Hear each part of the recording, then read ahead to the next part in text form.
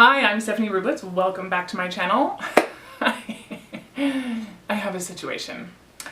I lost 90% of my footage for this week.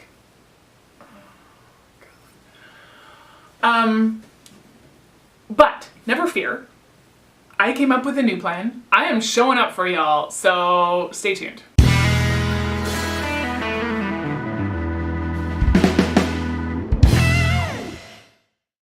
Alright, so today was supposed to be all about pants. And now it's just gonna be mostly the things about pants. So originally I had two pairs of pants that were both too big for me. One I altered into a skinnier, like tapered pant. They were both dress pants.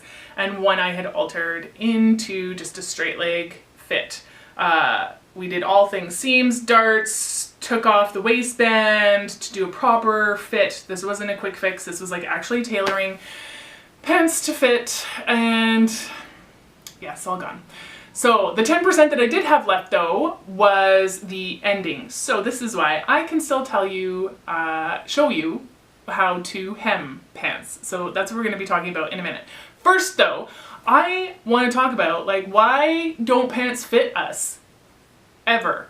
Like, it's ridiculous. I did an Instagram poll about a month ago to help plan content, and I asked everybody, like, what is the thing you hate shopping for? What do you just, it never fits right? And everybody was like, pants and bras, pants and bras, bras, pants, pants, bras. So we're going to be getting to bras next week. But this week, I just want to talk about why, when we go shopping, it's so hard to find a pair of pants that fit. Because when you shop around and just nothing fits, it's hard on your psyche. Like, it's hard on your self-esteem. When you shop around a lot and you have to go to all the stores to find something that fits you, it can be very easy to feel like your body is wrong. Look at everybody's wearing pants everywhere. Why can't I get pants that fit me? Here's how it works in fast fashion. The designer designs the styles, and patterns are drafted off of those styles. Then they find one person who represents the average size of their ideal client.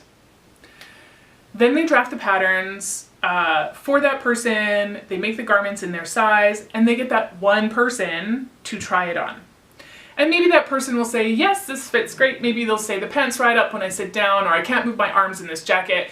They take all that feedback into account, they adjust the patterns, they remake the samples, they try it on the fit model. The fit model says, yes, these are great, they fit me, I can move in them, they feel great. And then they take the patterns that they used that are approved by the fit model, that one person, and they scale all the sizes off of that. So a size 6 body type is not the same shape as a 2X. It's just those are two different body types.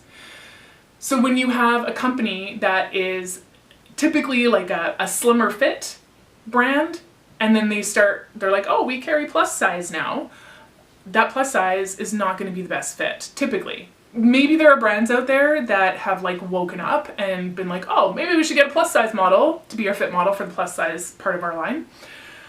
But by and large, what I've found myself is, no, that's not how it is. So for me, I can buy a pair of jeans at a plus size store if they happen to have tall. I can buy a pair of jeans at a plus size store, and I'll still wind up, in order to get pants that fit over my hips, because my hips are my biggest part, so I always buy my pants to fit over my biggest part and then alter down everything else from there, and that's how I get a quality fitting garment.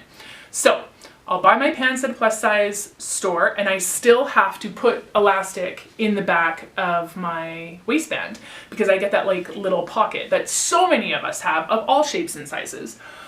And so I'll do that, and then I get a garment that fits well. If I go to like a slimmer fit store, I keep doing this because I don't really know what to call them. If I go to a slimmer fit store and maybe they've gotten up to my size, what I wind up with is, again, I buy big enough to fit over my hips. The waist is ginormous on me. and all the extra space in the waist is in the back and it's too tight in the front. So when I sit down, I still have like a full-on pocket that I can stick like a sack of potatoes in, but it feels like I have a really tight seatbelt across my front. So, which I mean makes sense, because in a size 6, probably the person doesn't have much of a belly. Probably that person is less curvy and more straight. So it makes sense that if these pants were actually made for that person that was size 6, they're not gonna work for me. So I wanted to really like clarify what that process is for everybody, because if you're going shopping and you're getting frustrated and you're feeling like there's something wrong with your body, there's not. Embrace your body the way it is. Some of us just have to work a little bit more to get that fit, and you're not alone in it. There's so many of us that are in the same boat, okay? That said, that's your pep talk for this week. You're gorgeous, you're beautiful, love your body the way it is. Let's learn how to hem some pants. Now, I'm gonna start off the tutorial talking about how to add a little bit of length to dress pants for taller folks, but in the end, when it gets to the actual hemming process, it's all the same. We're gonna talk about what kind of foot you need for hemming. I think most sewing machines nowadays come with a blind hem foot and are programmed with a blind hem stitch. So there we go, let's get to it. All right, so for the extension of the hemline, I'm going to use this 1-inch bias tape, and it has 1/4 inch folds on the either side of the back side of the tape. This is really important. So I'm going to open up one of those folds, and I'm going to run that right sides together with the raw edge matching up with the raw edge of the pants. And I'm just going to sew all the way around on that 1/4 inch fold line until I get to the end, and I've left a little bit at the beginning and a little bit at the end not being sewn, because I need to take those two edges and sew them together so that I don't have a raw edge on my bias tape. So right now I'm going to put those edges together as soon as I finish this seam here.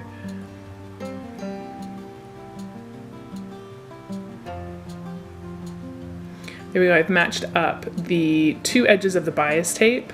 I'm sorry, this shot did not work out very well. And I'm just going to sew those together, and then I'll finish the rest of the seam of the raw edge. And this will just make sure that everything's nice and tucked in and tidy. Now let's talk about the blind hem foot that we're going to use. A lot of machines come with this now. You can see there's that little black piece that kind of comes down, and it's a guide that actually goes down the middle of the foot. That's going to come in to be really important in a couple of minutes. There's a specific way that we have to fold our hem before we sew it. And so we're actually going to start with the pants inside out, and you can see there's the seam where I've attached the bias tape, and you can see the seam where I've closed up that bias tape as well. We're going to fold the bias tape up into the leg. Now we're going to fold it the other way, and we're going to leave about 1/8 of an inch of that bias tape sticking out from that fold. Now, because the edge of that bias tape is already folded by 1/4 of an inch, you don't have to worry about finishing the edge of the bias tape either. That's why I really like using this kind of bias tape for this fix. Now I'm just going to go around and I'm going to pin the whole way, just so that I can be really sure that everything is crisp and ready to go, but I'm not going to press this. I'm just going to fold it and pin it. So when you put your fabric underneath the foot, this is what it should look like. There's that line right there is the guide that's coming out of the foot. It needs to line up with that, the edge of that fold. Now, because of that guide in the foot, you can't go over pins, so just make sure that you're pulling your pins out as you go. Now that we've got it all stitched, you can see the teeny little stitches that are poking over the edge. So when we fold the hem back as it's going to be worn, you can see, you can hardly see those stitches at all. And once you iron that, it's going to be virtually impossible to see any stitches on that hem whatsoever. There we have it, a pretty simple fix, especially if you are shorter than whatever that ideal model was. You probably have to hem a lot of pants, and really it's a quick enough process, and once you've done one pair, you can just like knock them out really fast. So you know, you could, if you have a whole closet full of pants that need to be hemmed, you could probably knock them out in one day and not have to be tripping over your hems or spending a bunch of money at a tailor. Yeah, try it. Just try it. Let me know how it goes. Comment below and let me know if you try this trick. Next week, like I said, we are starting on the bra fit issues. Bras. So I will see you then. Until then, please do all the things like share, subscribe, comment, wherever the buttons are. And I will see you next week.